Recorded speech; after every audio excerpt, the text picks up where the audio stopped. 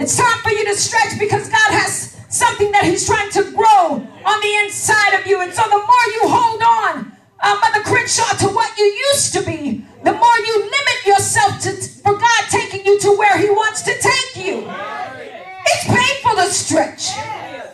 Can we be honest? It's painful to stretch.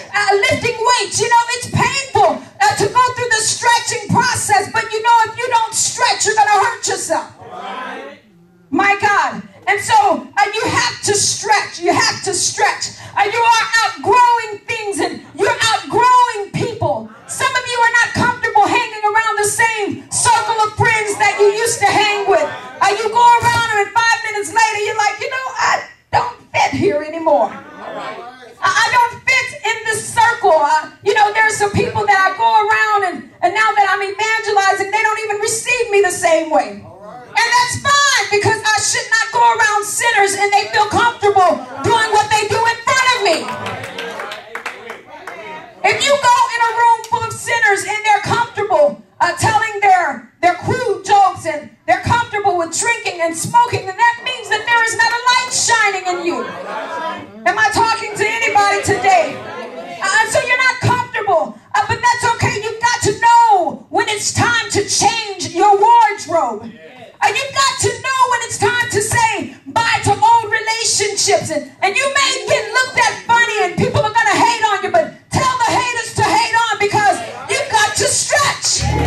Shake them off, like they say, because it's time for you to stretch. I've had to tell people I'm not trying to be rude and I don't mean any harm and I don't mean any disrespect and I'm not uppity, but if I've got to deny your number out of my cell phone, if I've got to block your call, if I've got to cancel your email, if I've got to deny you from being my MySpace friend, my Facebook friend, my BFF, my GFF, whatever it is, my ABCDEFG friend, whatever it takes, I've got to stretch.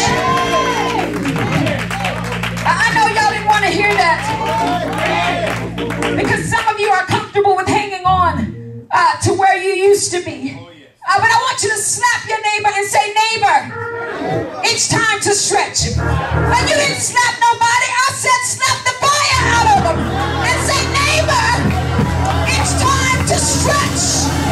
It's time to stretch. It's time to stretch. Yeah.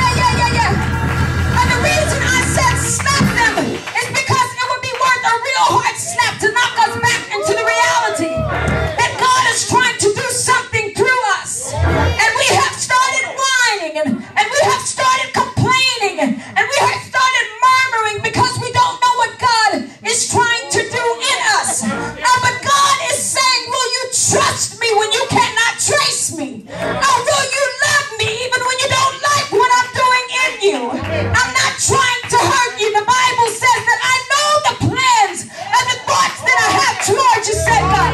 And they are thoughts of good and not of evil. And I'm trying to bring you somewhere. I'm trying to bring you. I'm trying to bring you to an expected end. And so you have to be willing to stretch out of your comfort zone. Somebody say stretch. I'm almost finished, y'all. Give me a few minutes. I'm almost done. But I feel this word in my spirit. I feel this word down in my spirit today. And not only is God stretching you, but during pregnancy, during the time of expectancy, there are some things that we have to refrain from doing, or else we will have the risk of having a miscarriage. One of the things that you have to refrain from doing is picking up heavy objects. You can't pick up something over a certain amount of pounds and maybe, not have a miscarriage. Have you ever seen anybody, a woman, try to pick up something and there's a man immediately, no, put that down. Because they realize that you cannot pick up the same things and not have a miscarriage. Well, it is the same way in the spirit. The job of the enemy is to steal, to kill, and to destroy. And so he wants us to miscarriage our purpose. He wants us to miscarry our destiny. And so he tries to get us to lift things that we should not be lifting.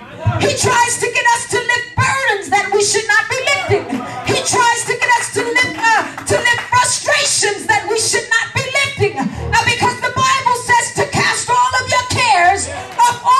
him, for he cares for you. Tell your neighbor, say, put that burden down. Put it down. Put it down. Put it down. Put it down. You're expecting and you can't carry that. You can't carry the stress that they may foreclose on your home. You can't carry the stress that your husband may walk out on you. You can't carry the stress that your children are acting crazy. And you've got to put it down because you risk having a miscarriage. So what? He left you. And I know it didn't feel good when he walked out on you with you and your children. But honey, there comes a time where you got to tell him to the left, to the left. Oh, I'm sorry.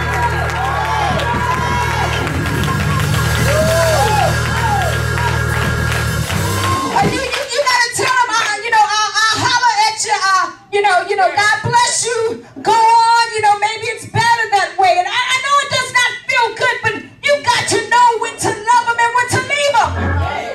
Oh, that's a country song, right? When to hold him and when to fold him. I know it was something like that. But you got to know when it's time to put that weight down.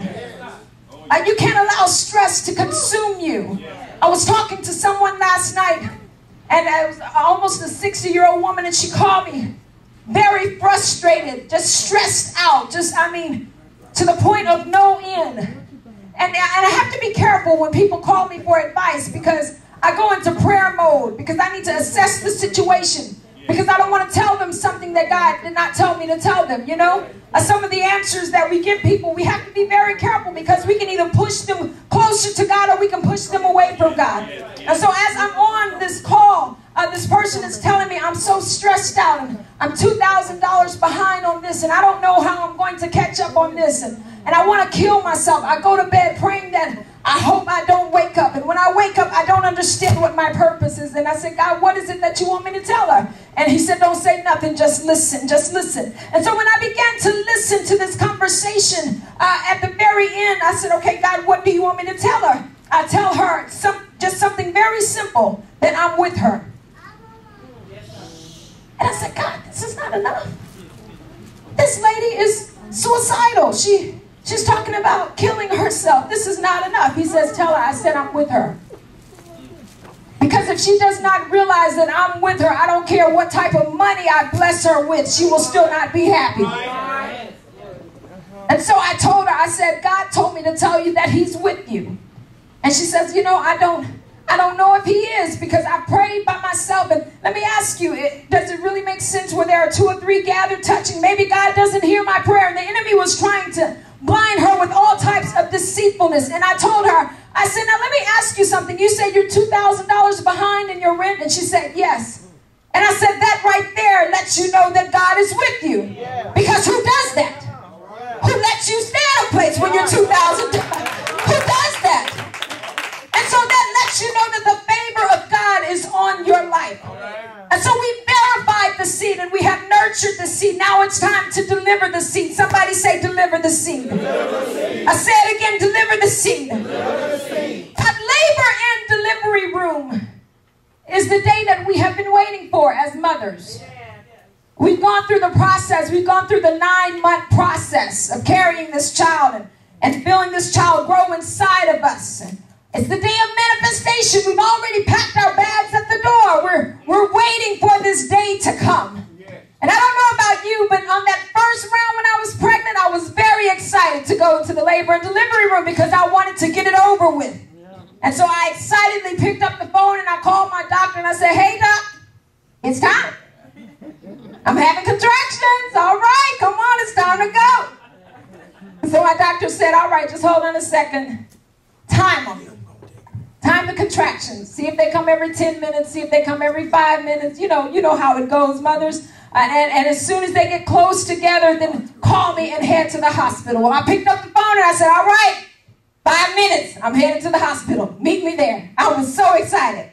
And so when I got there and got into the labor and delivery room, they checked all my vitals and my signs. And my doctor came back in and said, well, it's not time yet.